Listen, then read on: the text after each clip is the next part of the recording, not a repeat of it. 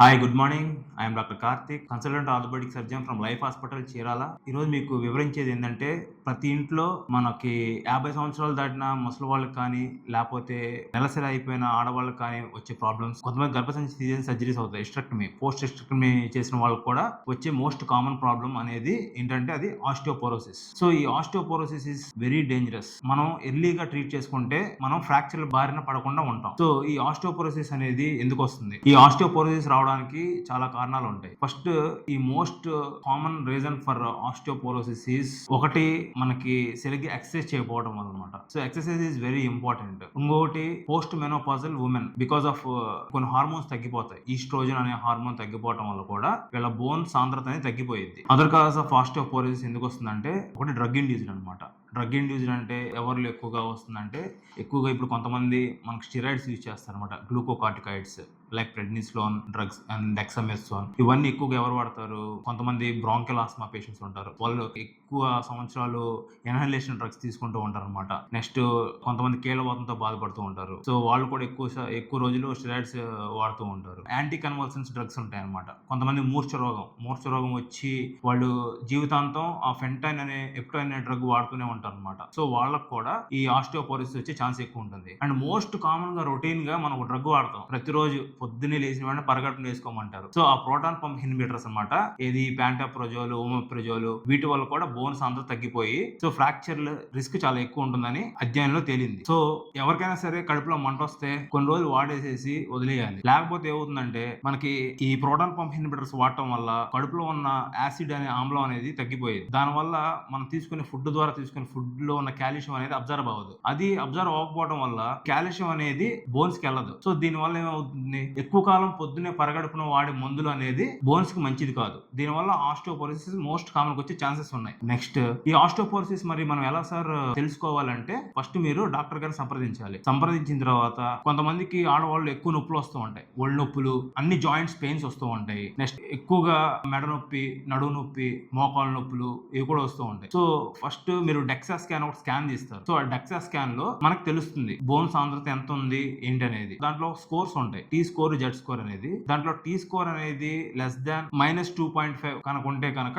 మనం దాన్ని ఆస్టియోపోరోసిస్ కింద చూసి ట్రీట్మెంట్ అనేది ఇస్తాం. సార్ మరి ఆస్టియోపోరోసిస్ కి మరి మందులు లేవా అంటే ఉన్నాయి. ఈ ఆస్టియోపోరోసిస్ మనం ఎర్లీగా కనుక కనుక్కుంటే పేషెంట్ ని ఫ్రాక్చర్ నుంచి బయటపడేస్తాం అనమాట. ఫ్రాక్చర్స్ అవ్వకుండా జాగ్రత్తగా చూసుకుంటాం. మోస్ట్ కామన్ గా అయ్యే ఫ్రాక్చర్స్ ఏంటంటే మణికట్టు, బ్రిస్ట్ ఫ్రాక్చర్స్, నెక్స్ట్ తొంటిఎంకి ఇరిగిపోవడం, వెన్నుపూస ఫ్రాక్చర్స్ అనమాట. వాళ్ళు ఏం చేయరు, జస్ట్ మామూలుగా నించొని అలా పడిపోతారు. పడిపోయినప్పుడు వెన్నుపూసలో ఫ్రాక్చర్ అయ్యింది. ఆ ఫ్రాక్చర్ కూడా మీకు ఎలా ఉంటుందంటే, ఆ వెర్టిబ్రల్ బాడీ హైట్ అనేది తగ్గిపోతుంది. అవి వెర్టిబ్రల్ కంప్రెషన్ ఫ్రాక్చర్స్ అంటారు. It is due to osteoporosis. Severe pain వస్తుంది పేషెంట్ కి. మరి వీళ్ళకి సర్జికల్ గా ఉంది, మెడికల్ మేనేజ్మెంట్ ఉంది. అది పేషెంట్ బట్టి ఉంటుంది. మరియు దీంట్లో మామూలుగా మెడికల్ మేనేజ్మెంట్ వచ్చేసరికి మనం ఎక్కువగా వాడేది ఏంటంటే, ఫస్ట్ విటమిన్ డి సప్లిమెంట్స్ తీసుకోవాలి. దాంతో పాటు మనకి బిస్ఫాస్ఫోనేట్స్ అని ఉంటాయి అనమాట. ఈ బిస్ఫాస్ఫోనేట్స్ కూడా చాలా ఉపయోగపడతాయి. అవి కూడా కొంతకాలం వాడాల్సి వస్తుంది. ఈ బిస్ఫాస్ఫోనేట్స్ అనేవి ఎక్కువగా మనం పోస్ట్ మెనోపాజల్ ఉమెన్ లో ఎక్కువ వాడతాం. అంటే నెలసరి ఆగిపోయిన వాళ్ళకి ఈ బిస్ఫాస్ఫోనేట్స్ ఇవ్వడం వల్ల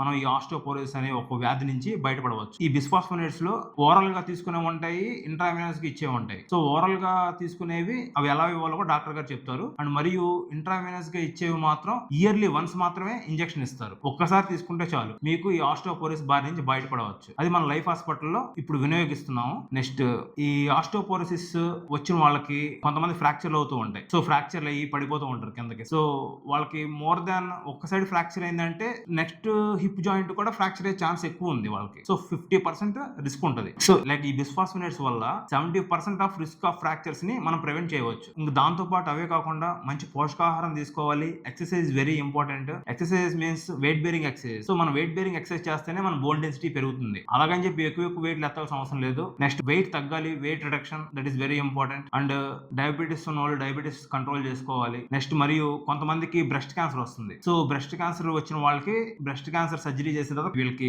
కొన్ని ట్రీట్మెంట్ ఇస్తారు. ఆరోమేటేజ్ ఇన్హిబిటర్స్ అంటారు అనమాట. ఈ డ్రగ్స్ వల్ల కూడా ఈ ఆస్టియోపోరోసిస్ వచ్చే ఛాన్స్ చాలా ఎక్కువ ఉంటుంది. సో వీళ్ళకి కూడా కాల్షియం సప్లిమెంటేషన్ వెరీ ఇంపార్టెంట్. ఈ బిస్ఫాస్ఫోనేట్స్ అనేది ఇవ్వాలి. నెక్స్ట్, ఈ స్టెరాయిడ్స్ వాడే వాళ్ళకి ఆస్టియోపోరోసిస్ ఎప్పుడు వచ్చింది అంటే, ఒక 7.5 మిల్లీగ్రామ్స్ ప్రెడ్నిస్లోన్ కంటిన్యూస్ గా 3 నెలల వరకు వాడితే కనుక ఖచ్చితంగా వీళ్ళకి ఫ్రాక్చర్ రిస్క్ చాలా ఎక్కువ ఉంటుంది. ఇలాంటి వాళ్ళు ఏం చేయాలంటే, ఖచ్చితంగా డాక్టర్ గారిని సంప్రదించి వీళ్ళు ఆ అదర్ సప్లిమెంట్స్ తీసుకోవాలి. Like vitamin D supplements and bisphosphonates start చేయడం కానీ ఇలాంటివి ఖచ్చితంగా చేయాలి. So this is very important because you have to prevent the fracture. So osteoporosis అనేది వరల్డ్ వైడ్ గా very big disease today. So first prevention చేయాలంటే జనాలు ఒక అవగాహన రావాలి. చాలా మందికి, ఎక్కువ మందికి ఎర్లీ ఏజ్ లో హిస్టరెక్టమీ, గర్భసంచి తీసేసేయడం. గర్భసంచి తీసేసిన వెంటనే వాళ్ళు ఖచ్చితంగా డాక్టర్ గారిని కలవాలి. గర్భసంచి తీసేసిన తర్వాత ఈస్ట్రోజన్ హార్మోన్ రిలీజ్ అవ్వదు, మరియు నెలసరి ఆగిపోయిన తర్వాత పోస్ట్ మెనోపాజల్ ఆస్టియోపోరోసిస్ కూడా very dangerous. So which causes very big risk to the patient. So ఇదంతా దేనికంటే ఈ ఆస్టియోపోరోసిస్ ప్రివెన్షన్ అనేది have to prevent the fracture and to prevent the bedridden to the patient.